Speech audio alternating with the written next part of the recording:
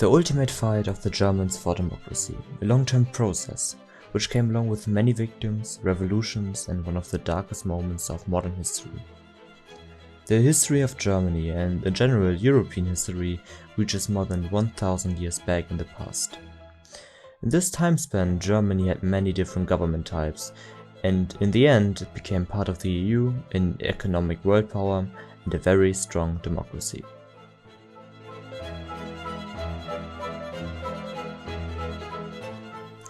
Through the time, many different events changed the direction of Germany's vision for the future. The first event nearly 1000 years back led us to the German Roman Empire. From there, everything started taking shape. Upcoming historic events like the conquest by Napoleon in Europe and the upfollowing Congress of Vienna were trying to fundamentally change the European continent for a greater good. The outcome of the Congress of Vienna was knocking down.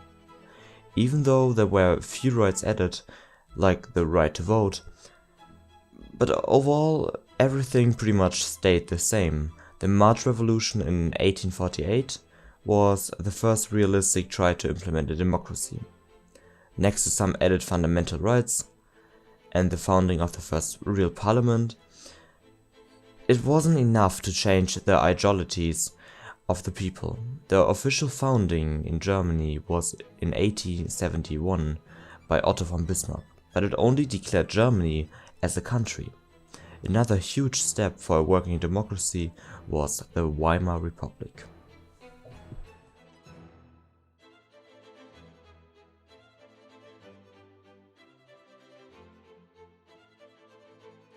It all began with the November Revolution in 1919. Different from normal, it was a revolution from above. That means the emperor made a parliamentary decree and gave all the power to the parliament.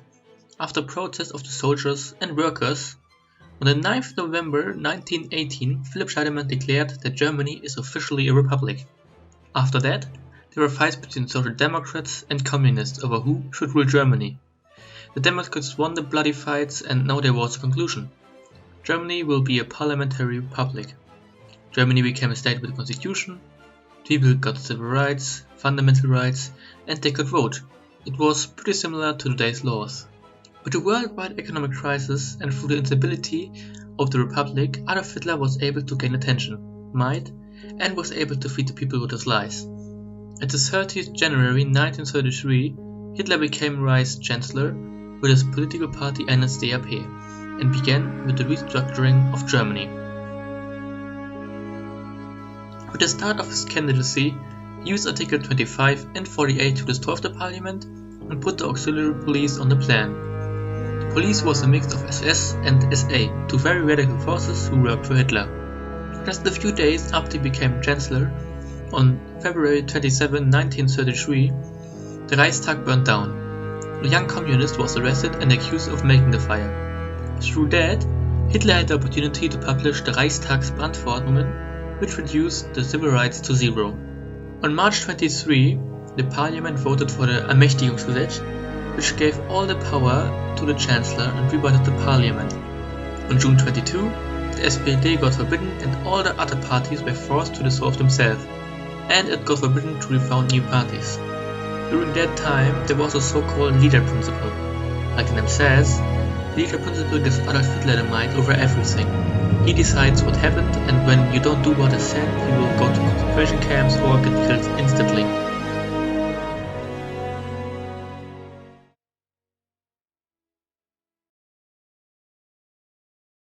After World War II, Germany was split up between the winners Russia, Britain, USA and France, and was split up in West and East Germany, separated by a wall.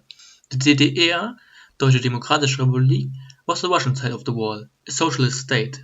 The idea of the DDR was that the farmers and the other small people control the state, not the big guys like in the capitalist states. Even so, there were different political parties, they were all part of the anti-fascist bloc, there was only one big party. On the other hand, there was the BRD, Bundesrepublik Deutschland, founded in 1949 and controlled by France, Britain and the USA. They created the fundamental law, which is still valid and used today. Until 1989, Germany was separated by a wall. In that year, the wall fell and Germany was united again and ruled by the democracy of the BRD, until today.